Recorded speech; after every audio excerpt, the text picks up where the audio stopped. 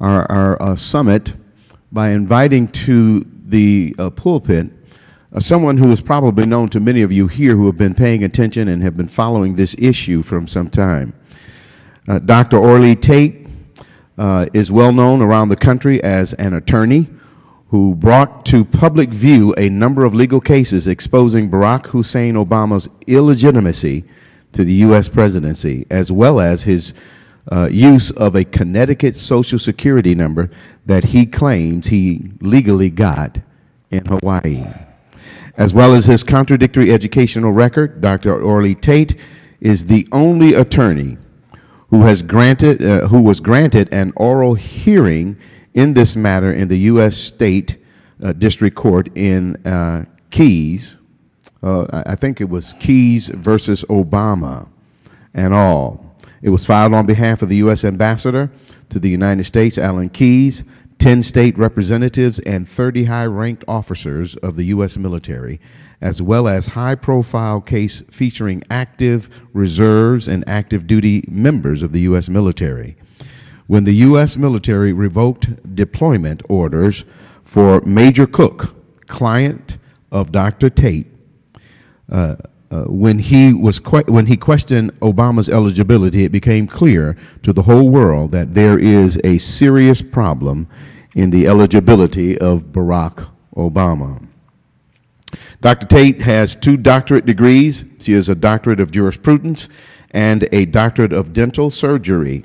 Dr. Taitz is a president of the Defend Our Freedom Foundation and editor of the Orly Taitz Esquire.com blog, where she writes prolifically on the issue of constitutional law, politics, economy, constitutional education of our youth. Dr. Taitz is married to her husband for 23 years and a mother of 3 sons, age 22, 20, and 18. Her oldest son is a graduate from an Ivy League university. Her second son is entering into an Ivy League university, and the third one is also entering into an Ivy League university. We need to pray for them very seriously.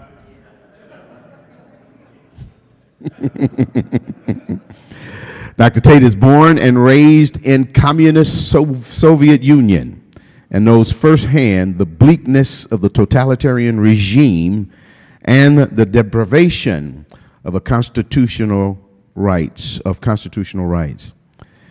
As Mr. Obama became U.S. President, Dr. Taitz was deeply concerned by the fact that he refused to present any of his original vital records, and by the fact that the issue of Mr. Obama's dual citizenship and split allegiance was not heard in any court of the land.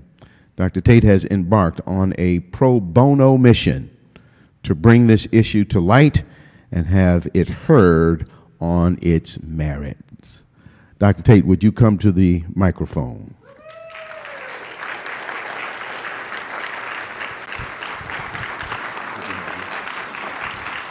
Keep that right in your mouth.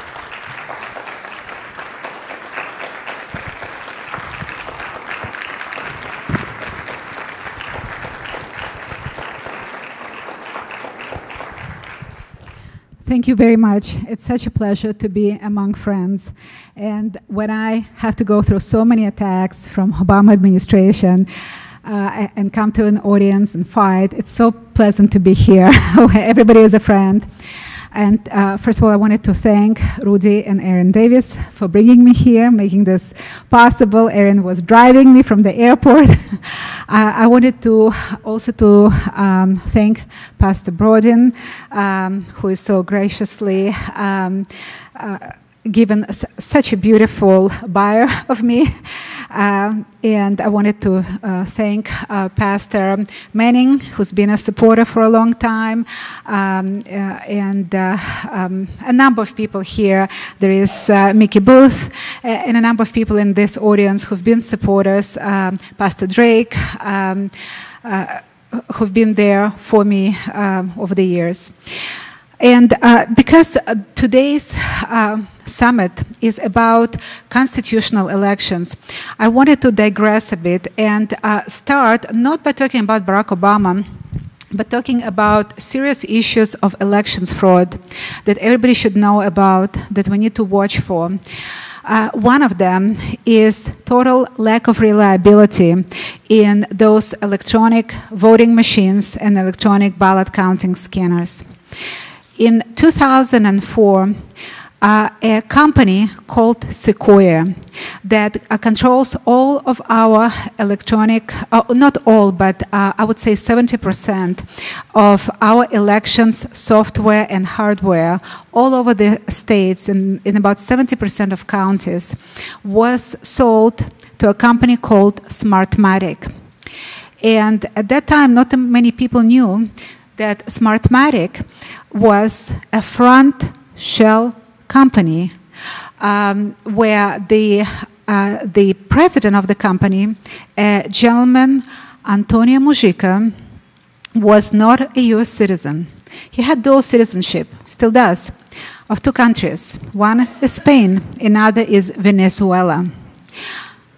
We also found out, and as I did research, that Mr. Mujica owns a company called Vista, and it's a company that's controlling software and hardware in Venezuela that was used during the recall of Hugo Chavez. And something interesting happened then and there. Right before the recall, all of the polling showed that Hugo Chavez is about to lose his bid. There was a referendum. And the breakdown was 60-40 against Hugo Chavez. All of the exit polls showed 60-40 against Chavez. This gentleman, Antonio Mujica, who controls or at least controlled until now, our election software, and their election software was in charge of the elections there. And at the end of the day, that indeed the breakdown was 60-40, but in favor of Chavez.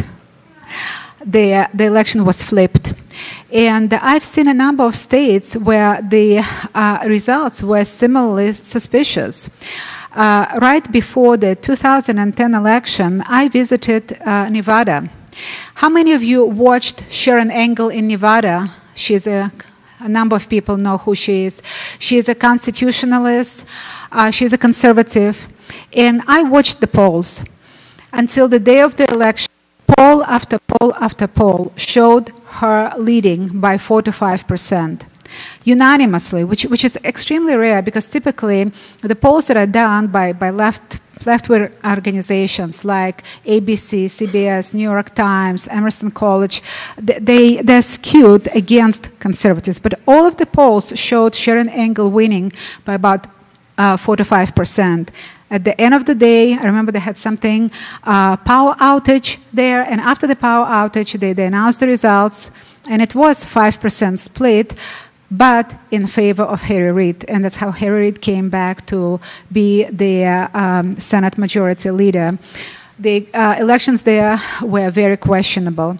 And I brought a number of cases. I brought it to the Supreme Court of California, and I brought expert opinion showing that elections can be easily rigged. Those electronic machines, electronic voting machines, electronic ballot counting scanners can be easily rigged. And just to demonstrate the point, I usually bring forward the example of summer savings time. You don't touch your computer. You don't do anything. But on a certain day, at a certain moment, the computer skips an hour. Why? Because of programming. Well, the same thing can be done with those electronic ballot counting scanners and electronic voting machines. They can be programmed, they can be rigged, they can be hacked, they can be programmed where they would either flip the results or they would give different values. For example, your vote for a conservative candidate will be given a value of 1. But someone else's vote for a liberal candidate will be given a value of 2. And that's a serious problem. And I'm asking each and every one of you to please help me fight this fight to bring forward lawful elections. For example, in Germany, they decertified all of the electronic equipment because it can be rigged so easily. But here in the United States, we have so much corruption amongst our elected officials, and unfortunately many judges that would do absolutely nothing. And I'm wondering why. Maybe because they are the products of those rigged elections, and they know if they clean up the elections, they might not be there next time around. But that's something that needs to be brought to attention of voters, and we need to fight. We need to go to the election officials, secretaries of state, attorney generals, and fight to clean up elections and decertify those electronic machines. Another thing that is happening now, more so than before, and that's with George Soros's little shindig, little organization called Project Secretaries of State. And what they did, they really undermined lawful elections around the country. They came up with an insane notion that if you ask for a driver's license, for verification, any verification of a voter at the precinct, somehow it is racist, somehow it's prejudicial against minorities, and it makes absolutely no sense. They are saying that for you to show your driver's license will disenfranchise you as a voter. Why so? When you get on the plane, does it disenfranchise you to show your driver's license? When you're going to get, actually, when you need to get your driver's license, you would show something, some type of ID. You would show your birth certificate to show your identity. When a cop stops you, regardless of what your race is, what's your background, he would ask you for your driver's license. And here we have the most sacred right to vote, to express your First Amendment rights. And your lives depend on those votes.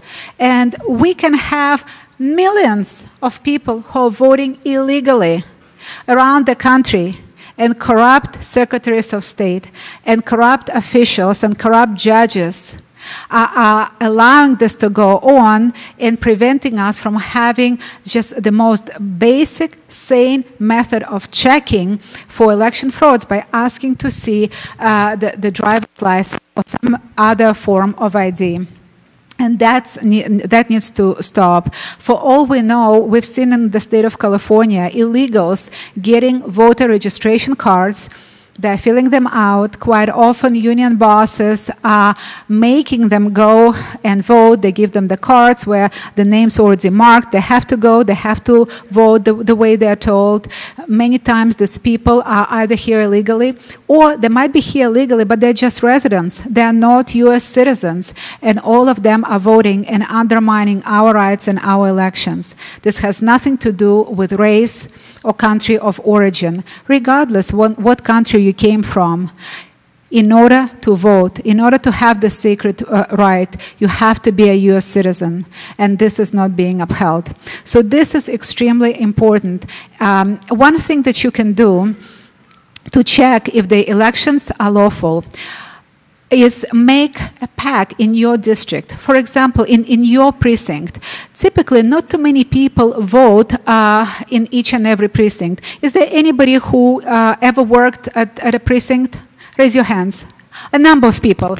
Can you tell me, can you give me numbers? How many people are usually vote in your precinct, sir?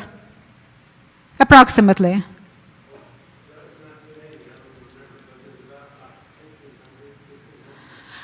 Any? Yes, sir. Our last municipal election turned out 36%.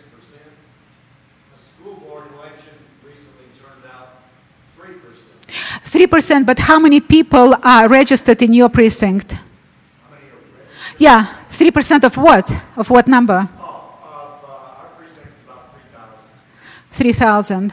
So it's 90 people. So you see the numbers are not that big. And we can check. As a matter of fact, you can go and ask to see the names of people that voted. You're not asking to know how they voted or who they voted for. You are just you just want to see the names. And you can check. For example, in California, in San Bernardino County, 5,000 people made a pact that they're voting for somebody for city council or mayor. And the whole precinct was, I think, about 6,000 registered voters. And they wanted to vote for a certain person. And then they saw results saying that more than half voted for somebody else. Clearly that was fraud. And you can check this on your on precinct level. This is something that you can do. Go to your neighbors, go to your friends, go to people who vote in the same precinct. Check, go after the election, and you would see all kinds of irregularities. You see that people maybe are deceased and they're listed as voted. You can see people who might have left the state and they're still voting. I wonder how. People are voting from 6 feet under. People are voting from thousands of miles away. We have all kinds of things happening in voting, and this is something that you can do. And if we have a number of examples like this, we can go to court and we can present it and try to make a difference, whereby we go back to sanity of getting the names, getting the identification papers from the voters. And from this point, I'm going to the issues that you all are here to hear about, and those are challenges to Barack Obama. I started bringing those challenges before 2008 election. And as you heard Pastor Broden say, I was born in a communist country. And when Barack Obama started talking, I was just horrified because it sounded like a Russian commissar, like a Russian member of Politburo, something that I escaped. It was like a recurrent nightmare. He was talking about an army, a civilian army as strong as the military. I thought, oh my God, KGB, here we go again. He was talking about redistribution of wealth. You work hard and somebody else sits at home and watches TV all day long, and we need to redistribute not your work values, but your wealth. Communism, here we go again. It didn't work there. Why should we bring it here? And so I was really concerned. And a lot of things that he was saying did not ring true, and I started investigating. And one of the people that helped me was a retired Scotland Yard elite officer, Mr. Sankey, Neil Sankey, a great individual who is also an immigrant in this country, came from England. He's been here for over 20 years. He was working in an elite unit of anti-organized crime and anti-communist proliferation. And he provided me with a list. He said, Orly, we've got a problem here. Look at this list. And what it showed were addresses from national databases with different social security numbers tied to the name Barack Obama. And none of them came from the state of Hawaii, where he was born, where he was raised, where he supposedly got his social security number for the first time. That was a red flag right then and there. And we've seen that for most of his life, he used a social security number that starts with 042. Now, how many of you know how social security numbers are signed? So the first 3 digits, what does it state? State. I don't know, what are the 3 digits here in Texas? Usually your socials will start with what digits? 465. Well, 042 is Connecticut.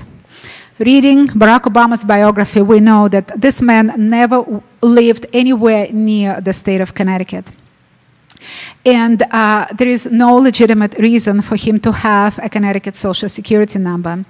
And I provided to court, time and again, sworn affidavits. There was a sworn affidavit of John Sampson, a great patriot, somebody who I met at a similar constitutional summit, and that was in Chicago, Illinois, in 2009. And he gave a lecture. And after the lecture, I approached him, and I can be, I admit, a pain in the neck. wouldn't let people go until we figure out what's going on. So I approached him and I said, Mr. Sampson, do I have a question for you? You worked for 30 years as a senior deportation officer. Well, here I have this information in regards to Barack Obama.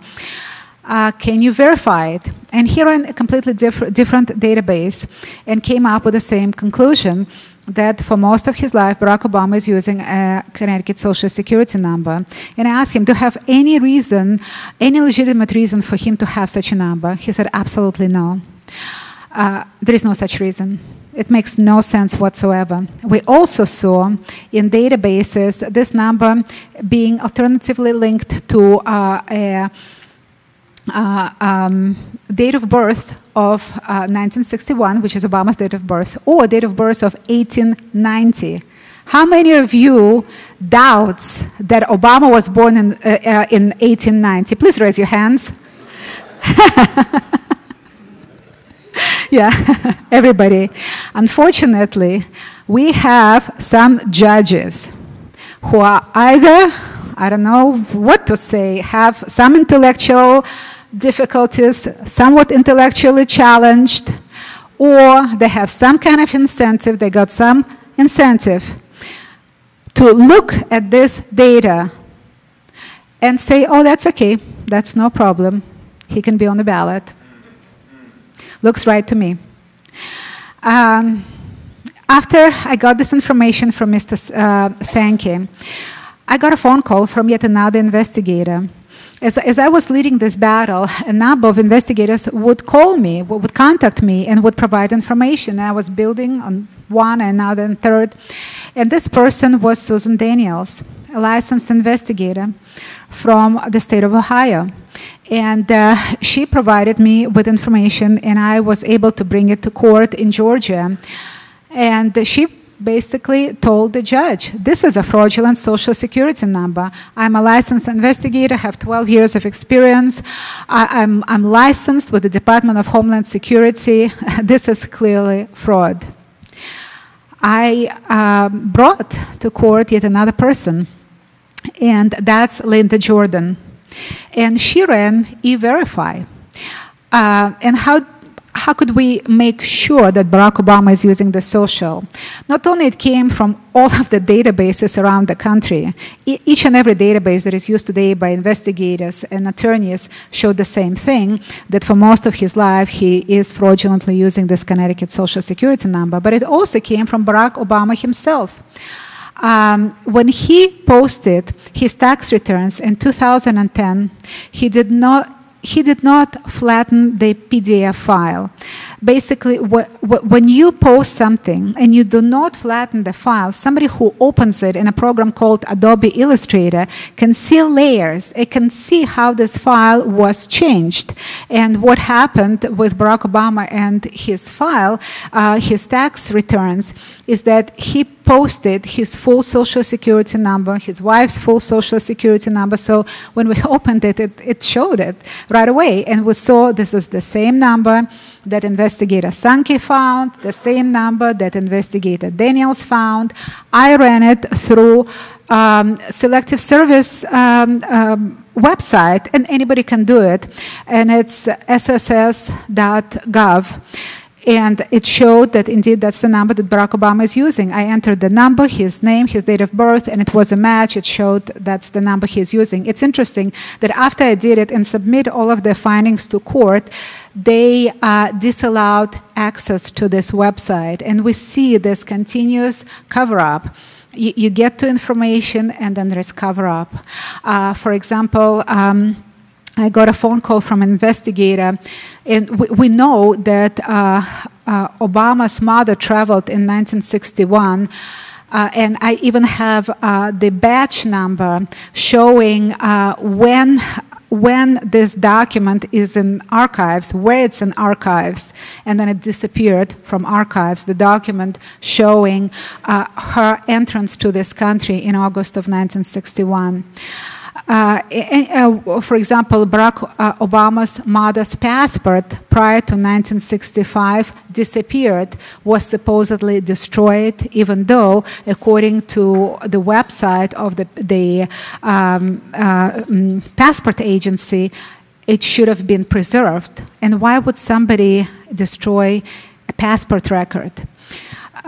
We also have seen with Selective Service, back in 2009, I traveled to the Selective Service headquarters, and one of my clients is a Major General who gave me the information. I went to the Selective Service headquarters. I talked to the chairman of Selective Service, and it was a joke. I presented all of the information to him, and he looks at me, he puts his hand on my hand and says, "Trust me, it's okay."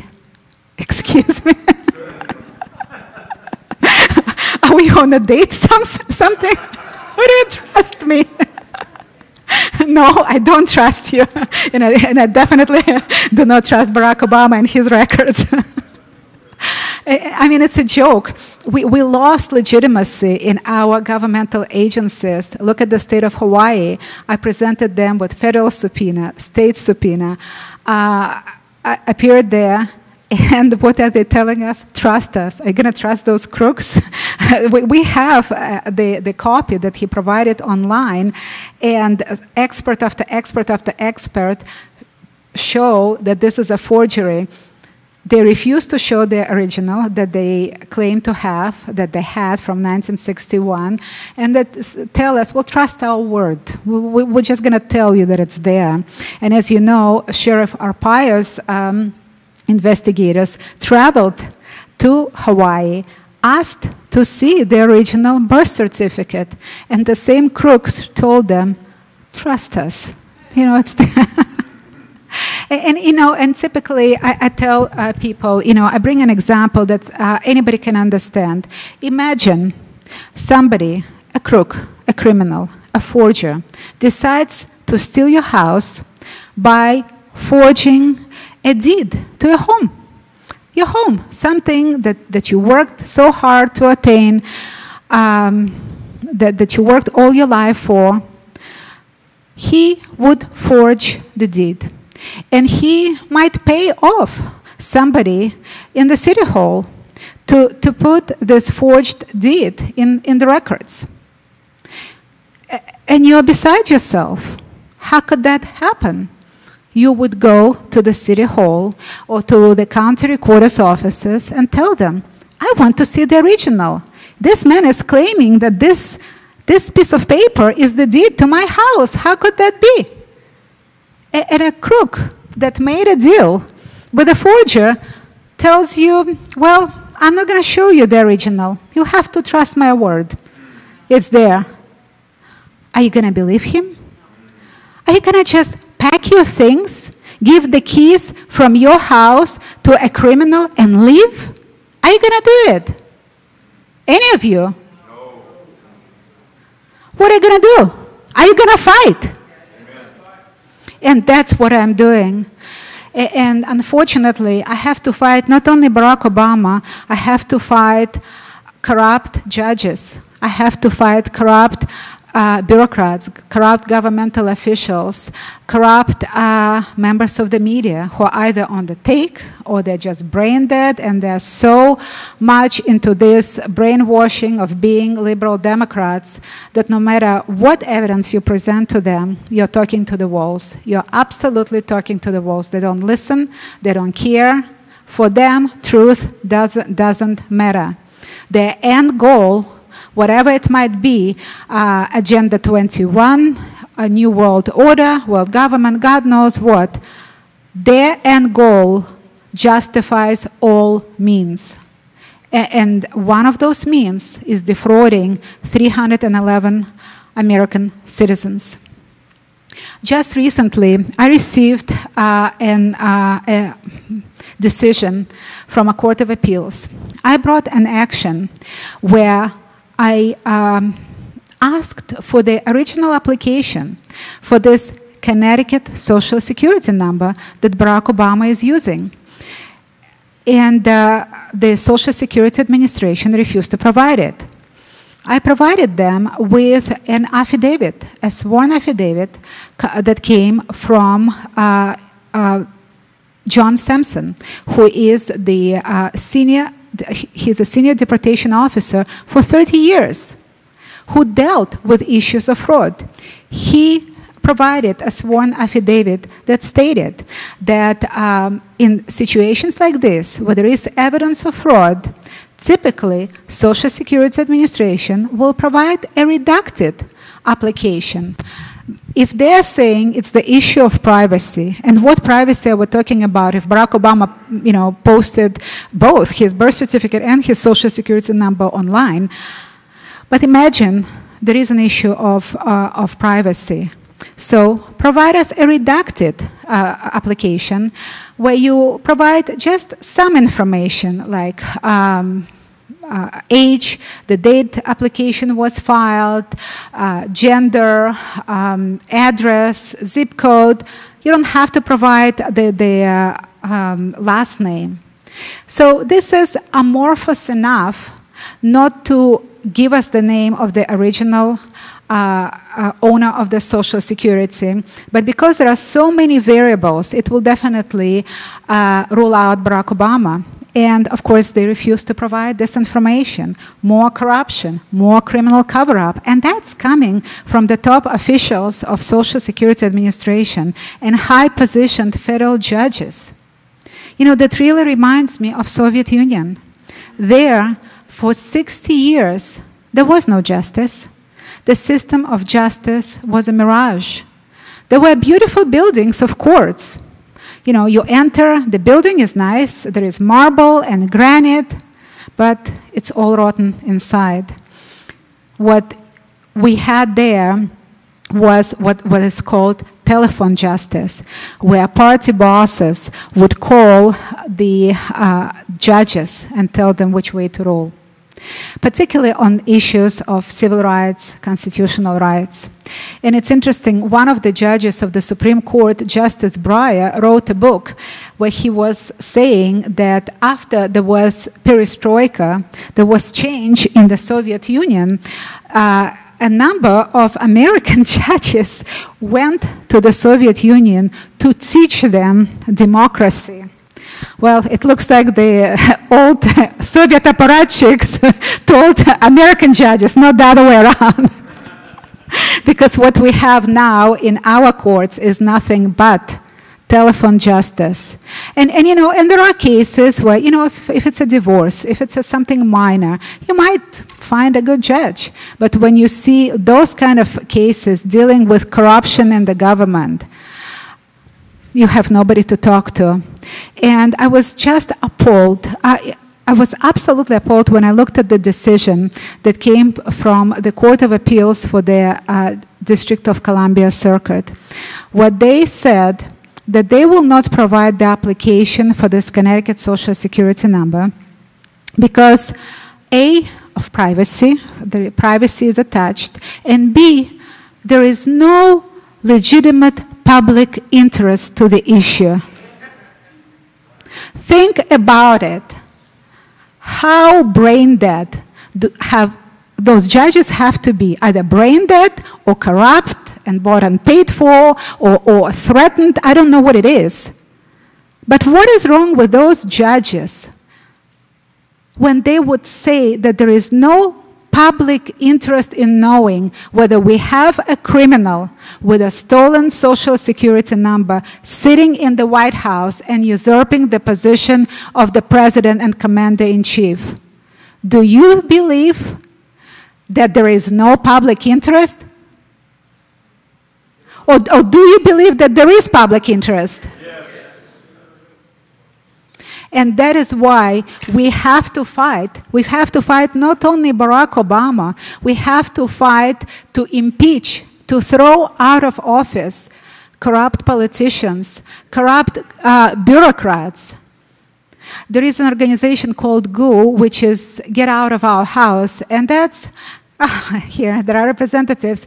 And this is an organization that basically is seeking to remove out of office corrupt politicians on both sides of the aisle. And we have plenty of them on both sides of the aisle. But also, there is also an organization called, I think it's called Jail for Judges, where we have to join forces and go to court or file petitions with state representatives, with congressmen, to remove from office corrupt judges who come up with those kind of decisions. To me, it's just incomprehensible that anybody with any measure of brain activity would state that there is no public interest to know whether we have a criminal in the White House who is using a forged birth certificate and a stolen social security number and a forged elective service certificate. We had a hearing in the state of Georgia. How many of you watched the DVD? A number of people watched it. We had a hearing. I brought 7 witnesses. And the information that I brought is just mind-boggling. We brought evidence from a computer expert, Mr. Felicito Papa, who graduated from a technological institute in Indiana, who stated that when you look at this birth certificate, you can see that it was created on the computer. It's a computer-generated document. And you can see layers, and you can see that the stamp of the registrar and the date stamp came from a different layer.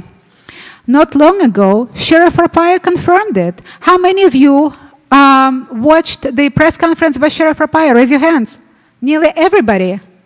He confirmed what I brought to court time and again. This is a forgery. You can see layers. You can see a halo between the words. And this can happen only if somebody created the document on computer and then added the background of secure paper. It wasn't secure paper there, and then they would make a copy. No, it's the opposite, which shows forgery. I brought forward yet another witness who got information through Freedom of Information Act showing that in his mother's passport, Barack Obama is listed under a different last name. As you know, he was adopted by his stepfather, whose last name was Soetoro. And I brought to court his school registration from Indonesia, where it shows his last name to be Soetoro. I also provided his mother's passport records where he's listed under the name Soe Barka. And in Southern Asia, they do have a tradition of blending names. It's not like in the West where you have the last name that goes from generation to generation. For example, when a couple gets married and the woman's name is Ranga and the man's name is Raj, often they would blend it and come up with the last name Rangaraj. That's their last name. That's how they do it. And it looks like they blended last name Soetoro and the first name Barack, and that's how they came up with Soe Barka. And it's written in his mother's passport records. So we have no evidence of him ever changing the last name legally. And I argued before the judge, we have this man on the ballot under a name that's not even legally his. We don't even know what is his legal name. I also provided information that back in 1967, Barack Obama was in Hawaii, and let me know when I need to stop. Okay. Another interesting fact. When he resided in Hawaii, there was a picture taken, Barack Obama and his friend, a gentleman whose last name is Inouye, and it says there under the picture, me with Barack Obama, 9th grade, 1969.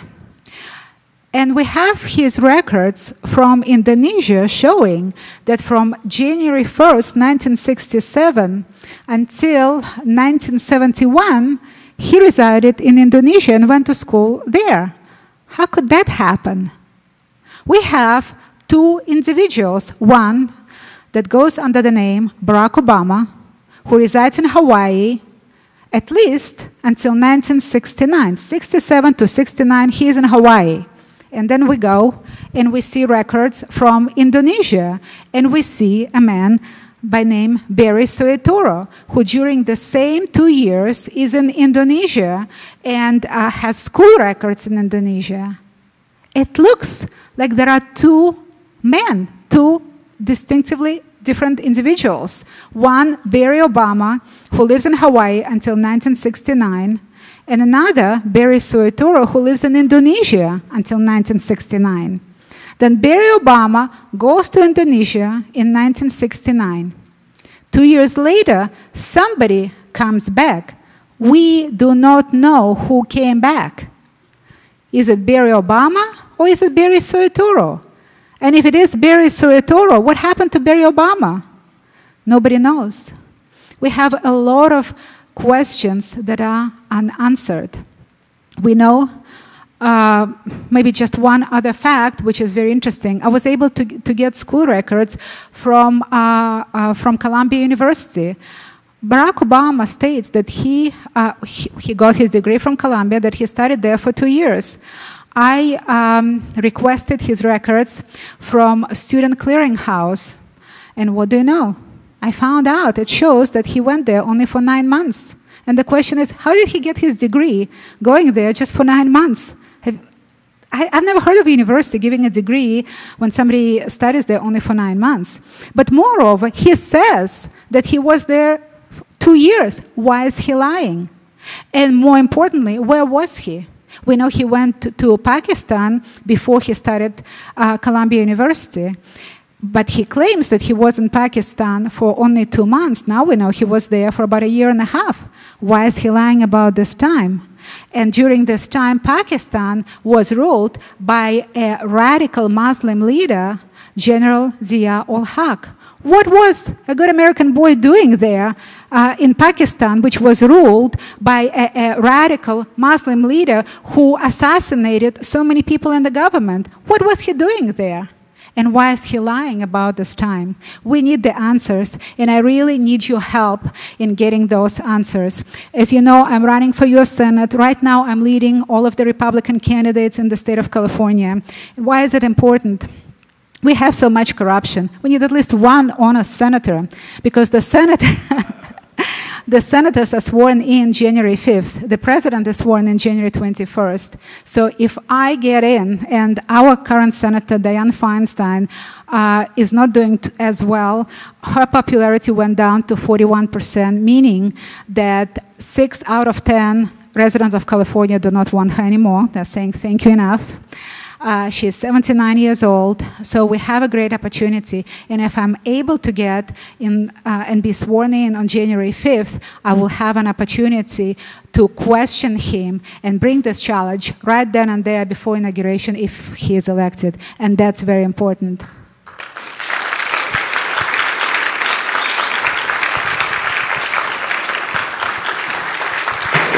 Okay, if you have a question, won't you line up here behind me, behind the microphone? And we'll take another 10 minutes of questions, and then we'll move to our next speaker, Dr. Wiley Drake. Hi, Dr. Taitz. I have a question. At the beginning of your speech here, you referenced the database where you originally found the 042 Social Security number for Obama. And unwittingly, you could question maybe the integrity of the database until he posted his Social Security number matching that of the database. In the database, it also gave a Social Security number that started with 280 for the Hart Senate building in Washington, D.C., under the name Barack Obama. So if we're assuming that the database was correct in the original 042 Social Security number, now we have him. How many Barack Obamas have ever resided in the Hart Senate building in Washington, D.C.? How does he justify using 2? From what I understand, the only way you ever get a second Social Security number is 1, possibly in an adoption, 2 if you're in the witness protection program. Oh, and I have news for you. We've seen, we ran the database once, we saw 25 different numbers, and then we ran it again, we saw over 30 different numbers. And we've seen him, it looks at numbers of his relatives connected to him. For example, his stepbrother, Mark Nitsanjo, who lives in China today, he went to school in Georgia, and in one of the databases we see his social security connected to Barack Obama. It looks like he just, he believes in sharing, let's share everything. Let's share the social security numbers too. Well, we're at it. Yep. I wanted to ask you about progressivism in the United States, since you're from the Soviet Union. What can you tell us about the Communist Party in the United States? And is there some sort of organizations that are trying to expose that, to counter? If you want to know about the Communist Party, look at the Democratic Party. They are just going there. They are full speed towards the Communist Party. And what I do know from the Soviet Union is that everything was the opposite. They tell you one thing and they do something completely different. For example, they tell you Obamacare is going to save us money. Rest assured, we're going to spend more money. When Barack Obama is saying we cannot continue with this spending, unprecedented spending, he's going to spend more. He spent nearly the same amount as all of the presidents taken together. So when you talk about progressivism, flip it, and you will know what it is. It's regressive. It's not progressive, it's regressive. Because in terms of your rights, your civil rights, your constitutional rights, it's regressive. They're taking them away. They're not expanding on those. One more quick thing. I voted in the California primary last week, and I voted for you for U.S. Oh, Senate. thank you.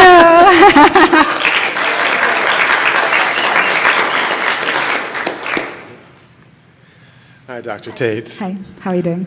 Good.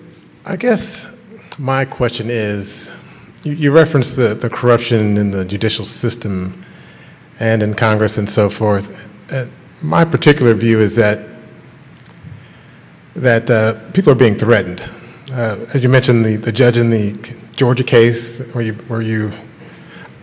I think he was threatened. I think there must be just a whole culture of intimidation that's pervasive. And how do we fight that? That's my sir, and that's why you need people who have integrity and who have the backbone of steel. Let me tell you how many times I was threatened, and not just threatened. There was tampering with my car and my husband's car. My poor husband, he has nothing to do with this, and he's getting attacked too.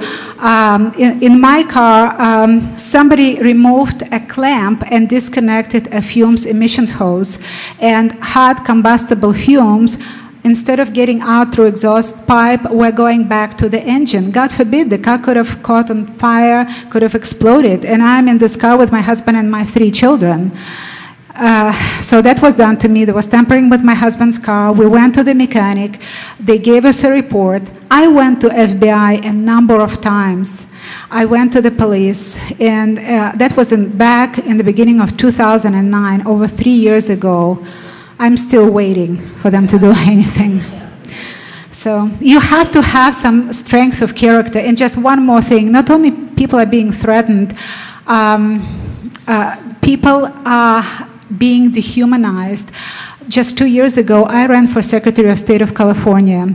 And what they did to me, and actually that was even described in liberal media, even journalists who are liberal were appalled by what was done to me. And a reporter from Mother Jones magazine wrote an article, and as a matter of fact, there is another article coming out now, where she interviewed a painter. Somebody paid, he says it was George Soros, I don't think George Soros will do it directly, but somebody paid this painter to paint a whole series of paintings and do a whole exhibition under the title Bertha Orly Taitz, and he was painting nude pornographic paintings showing me giving birth, holding something like a bloody placenta with blood gushing out of it, writing birth of Orly Taitz, and they put it all over the internet. They put it in local papers, Orange County Register, OC Weekly, and they sent it to my 3 children. You know, that's what we're fighting. And they wanted to dehumanize me. They wanted to scare me, to frighten me. You know, basically, they were calling me. When I brought one of my cases to the Supreme Court of California, they were calling me every 5 minutes. I still have on my phone messages. I never knew so many bad words in American dictionary as I've heard from those people. And I still have some of those messages. God willing, one day we're going to trace those people and we'll hold them accountable for harassment of me, of my husband, of my children. But, you know, particularly if you are an elected official, you need to have some backbone. And that's what we need. We need to elect people with backbone. And by the way, one thing you can do to help me get elected, our election is June 5th. Please, you can call my office and we'll give you phone numbers of registered California Republicans where you can call them. I don't know, make 10 phone calls, 50 phone calls, whatever you can. If you're retired, if you have time, make those phone calls and ask them to vote for me. This is something that you can do so that I can at least make it in this primary. I am leading now. And even if I don't make it in the general election, I will have an opportunity from June 5th primary until November the 6th. I will have several months to pound this issue. I will be doing debates with Senator Feinstein, and you betcha I'm going to bring this issue. So please help me make a difference. Every person can make a difference. If we have the strength, there is nothing they can do to us.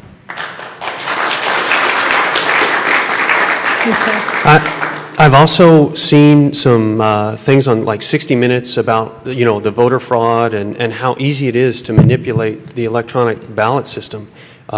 It's truly frightening. But when you tell me how, you know, one company is controlling 70%, that's really scary. Oh, let me so my question for you is, what can we best do? Because after the election, you know, it gets lost in the noise. And you know, what can we best do? Yes, one of the things that we can do, and we don't have much time before your primary, which is on Tuesday, but, well, first, raise your hands who wants to do something so I can see. Oh, everybody, great. We have 70-something people, 75 people. We can bring a challenge, and I can help you write it, and we can submit it to court Tuesday morning, where we will ask to decertify the results for Barack Obama due to fraud, due to the fact that he got on the ballot under false pretenses, using a name that's not legally his, a forged birth certificate, forged selective service certificate, and a social security number that is not his, according to E-Verify. He wouldn't be eligible to pick tomatoes or clean toilets, and he is on the ballot. So after this event, we can talk about it, and I can help you here in Texas bring forward a challenge, and we can demand an emergency stay. By the way, I have another stay coming. I have two states, in Mississippi and Indiana. In Indiana, we have a date. It's June 12th. If anybody can travel to Indiana June 12th and be in the audience and show support, please do that. We need to bring those stays and demand accountability from those corrupt secretaries of state that know what we know, they know, and they're just being corrupt, and demand accountability and demand that they do something about it. Thank you.